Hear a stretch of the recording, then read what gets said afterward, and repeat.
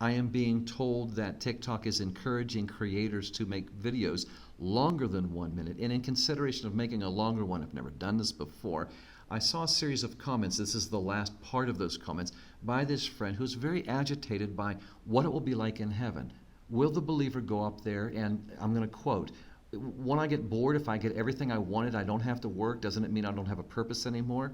This reminds me of the early 1960s episode in the Twilight Zone, that old black and white TV show, where a gangster in the afterlife can't believe that he's up here in what he believes is heaven. Everything he does, he gets. He plays billiards, the pool balls go into the pockets that he desires every time. He wins every poker game, every time he golfs, he gets a hole-in-one. He finally is losing his sanity, and he says to the nearby angel, I'd rather go to hell. Send me to hell. I can't take this anymore. And the nearby angel starts laughing and says, you don't get it. You are in hell. This is hell. And when I think about that, I think about how close that comes to the reality if we start saying, well, heaven's just whatever we want. Well, in our limited ways, in our limited wants, that's going to expire very soon. The adventure that God has for us is so much more and so much higher. Remember Isaiah 55 verses 8 and 9. God says, my thoughts are well above your thoughts.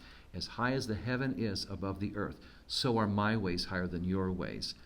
We have this limited thinking of what will keep us happy, what will make us joyful. And the Lord says in 1 Corinthians chapter 2 and verse 9, oh, eye has not seen nor ear heard, neither has it entered into the heart, the imagination of man, the things that God has prepared for those who love him. In other words, my friend, you can't begin to imagine what the Lord has for us well beyond your comprehension. Your purpose in life, well, it's just begun in heaven.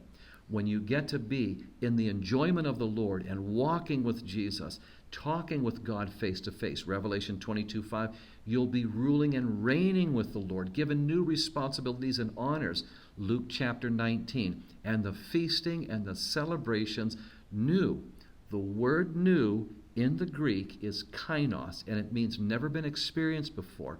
So we're going into a whole new realm of time, of experience, of physical existence in our resurrected bodies. We're going to be in a place that we have no idea in our wildest imaginations on how joyful it's going to be. Psalm 16:11, in your presence, Lord, is fullness of joy. Psalm 17:15, and when I see your likeness, I will be satisfied. We can rest in the Lord that this will be a magnificent future in heaven with him.